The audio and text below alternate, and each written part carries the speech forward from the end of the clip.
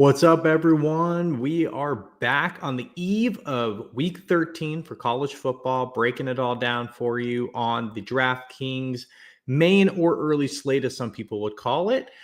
Before we get rocking and rolling here, going to be trying to do kind of a quick little hitter, knocked out, full little breakdown and overview of the games, but mainly just my favorite plays for tomorrow. But hit that like button, hit that subscribe if you're not already. We're going to be dropping an NFL pod here in a little bit. But before we do, let's touch on some college, get you primed up for the main slate tomorrow. So first up, we have Ole Miss at Florida. Ole Miss is 11-point road favorite. Keeping it kind of simple here. I don't have a whole lot of interest on the Florida side of things. DJ Lagway at 5K is a little bit interesting to me, but Ole Miss has just been so dominant on defense overall. If you want to take some shots on Lagway, I don't think it's the craziest thing in the world, but it's not for me on the slate. You could pair him up with Badger or DK, 5,144. But for me, I'm going to be leaning more towards the Ole Miss side of things here, like I would think most people. But looking at ownership kind of the eve before, not really a ton, to be totally honest with you. So which makes Jackson Dart for me, as well as Trey Harris returning, very interesting tournament plays. Jackson Dart and Trey Harris are a very expensive stack, which is why they're getting, sub 10, sub 5% ownership in this one. I think this is a really good and interesting tournament play if you are going this way. I think you can keep it kind of simple with Dart and Trey Harris. If you want to look to Caden Lee or Jordan Watkins or Antoine Wells, you can. But for me, I think if I'm going this direction, I'm just going to go for it, right? Like I'm just going to stack up Ole Miss and try to hope that these guys just absolutely smash here down in the swamp. Again, low ownership, interesting spot for both of these guys. Next up, North Carolina, Boston College. I have some interest in this one for sure. Omarion Hampton has been an absolute monster.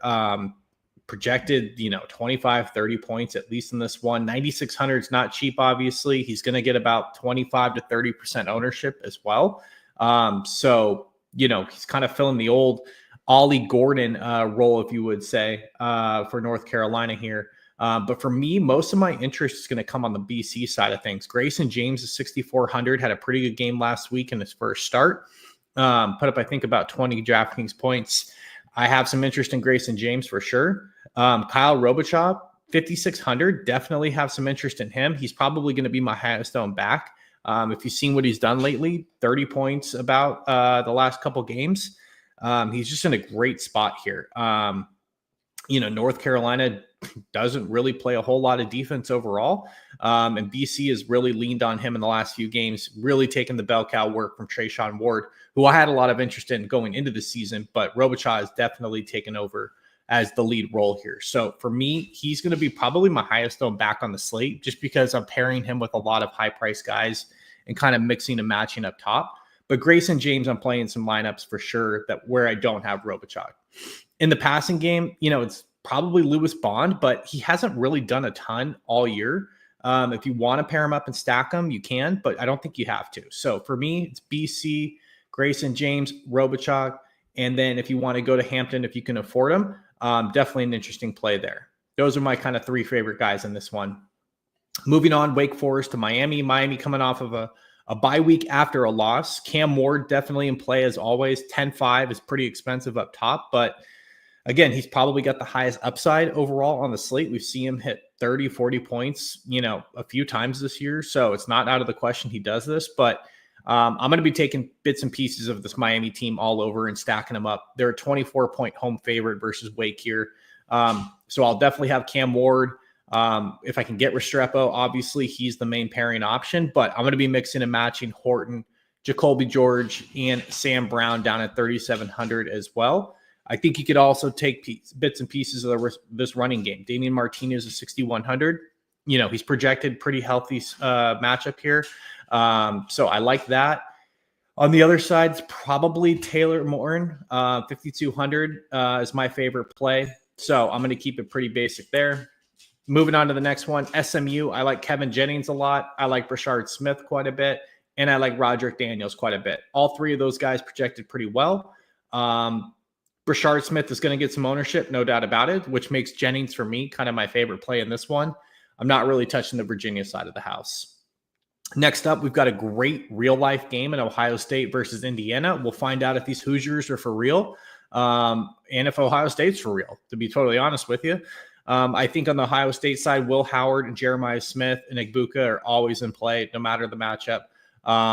Judkins and Henderson, for me, again, still, man, they just split so much work. It's so hard to kind of get, everything. And I think this running back split is too good this week to go to both of these guys. But if you wanted to go there, again, I can see it in GPPs, but not really for cash games. On the Indiana side, it's really Elijah Surratt for me. Maybe Amari Cooper, but it's really Surratt. I'm just not really playing a lot of this game. I think this is kind of a slug it out and beatdown fest. And I think it's going to be a fantastic game. I can't wait to watch it. But for DFS, I think there's just better spots. Next up, Kentucky. 20-point road dog versus Texas. I don't have any interest in Kentucky here, guys. I'll be totally honest with you. They just have not looked good all year. Everybody that I want to play is a little bit too expensive on this slate, so I'm a pass on this one. Texas, for me, if you want to go to Quinn Ewers, Bond, Helm, my favorite play is actually Matthew Golden, who I've been touting all season long. He's coming in at like sub 5% ownership. Love this spot for him. I think you could take some shots for sure at a low-owned Texas offense who at any time can nuke. We've seen Quinn Ewers in spots like this throw for like 5 touchdowns and actually blow up the slate. So if you're playing tournaments, not the worst play in the world, especially at 8,200. After that, we have Kansas at home versus Colorado. Colorado comes in as a 2.5-point favorite, but Kansas has been playing a lot better here recently.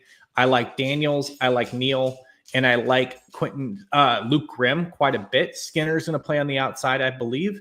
And so Grimm is going to be the guy probably avoiding Travis Hunter, most likely. So Daniels, Neal, and Grimm for me on the Kansas side, I like a bunch. And then on the Colorado side of the house, you can always go to Shador. He's just expensive. You can play Hunter, but for me, I've made some money in the last couple of weeks just playing Wester and Shepard. Those two guys are absolute studs. You're not paying $9K and breaking your bank or busting your lineup for those two guys. And again, for Hunter to hit value, he just has to really blow up. And I just don't know if this is quite the spot. So for me, Sanders, Wester, Shepard, and then on the other side, Daniels, Neal, and Grimm, I'm going to have shots on for sure. UCF and West Virginia, line it up. I love this game. Harvey is a monster running back. If you can get 9,800, he's probably my favorite spend up at the running back position. Jacoby Jones at 5,300 is very much in play. On the other side, Garrett Green. We saw last week what he could do with massive upside, 40 points. He's always in play, but he's going to get a ton of ownership. He's going to be one of those chalky quarterbacks on the slate. So, just keep that in mind if you're playing Garrett Green tomorrow. Hudson Clement is probably his top target. So if you're going to go there, 4,800, not really touching the running game on either side of this one. Texas Tech at Oklahoma. I like Baron Morton. 6,500 is a great price for him. Taj Brooks, 8,900, great price for him. Both of those guys are going to get a lot of ownership along with Josh Kelly and Caleb Douglas. Texas Tech is absolutely going to be the chalk on this one, it looks like. So 3.5-point road favorite, 35-point team total. So did we go to the pokes here? Alan Bowman, 1% ownership, 7,300. Ollie Gordon, 6% ownership, 8,700. And then you got Presley and Stribling here, who always could nuke. So kind of like if you're going to go to this one, get a little bit weird, take the Oklahoma State side of this. At home, you never know. Some weird things could happen out there in Stillwater. That's kind of the way I'm going to play that one. But I'll definitely have my shares of Texas Tech for sure. No doubt about it. But I think this is a very good game stack if I'm going to look at this ownership and the upside on both of these teams. That's how I'm probably going to play it. I'm just going to game stack this and hope this thing goes out for 80 points total and just blows up the slate. So BYU goes to the desert. Jake Retzlaff hasn't been as great lately. LJ Martin's been pretty solid. He's okay. I think you could always go to Robert Lassiter in the low 6s. But for me, I'm leaning ASU here. I'm going with the Sun Devils. I like Levitt at 7,500. Cam Scatabo at 94, always a good play. And then Jordan Tyson here at 6,500 has just been phenomenal lately. So for me, I like all three of these guys. It's hard to get to Scatabo, but I like Levitt and I like Tyson quite a bit in this one. So Minnesota, Penn State. I'll be honest, guys, I'm kind of washing this one. Tyler Warren's great, but 7,700 is a lot. I always want to take shots on Nick Singleton. I typically always lose money when I do it just because he doesn't quite get there because he shares so much of the workload with Katron Allen. But it's just a kind of a typical Big Ten game. I think Penn State kind of rocks him here. And this is just kind of a game that I don't think has the upside of some of the other ones. Pitt at Louisville, same kind of thing, man. Pitt has not looked as great lately. Desmond Reed's too expensive for me on the slate. Louisville, same thing. Kind of a pass for me. I'll be totally honest. Tyler Shuck is okay. Ja'Cory Brooks, okay. But those guys are expensive, man. You might as well just pay up and go get a Colorado stack or an Ole Miss stack if you're going to do it, in my opinion. So that's kind of where I'm at, guys. Louisville, Pittsburgh's kind of a wash for me. Penn State, Minnesota's kind of a wash for me. I like the Arizona State side versus BYU. I like the whole game of Texas Tech, Oklahoma State, being totally honest with you. West Virginia, UCF. I like both sides of this as well, minus the UCF quarterback situation, which we don't really know kind of what's the deal there. Colorado at Kansas, like that a lot. Kentucky, no. Texas, yes. Ohio State, Indiana, not really my bag this week. I like SMU over Virginia quite a bit. And then I like Miami, BC, Ole Miss. So that's all I got. Good luck, everybody, this week. Hopefully you can take down something. Hit me up on socials if you like, and that should do it. Good luck. Later.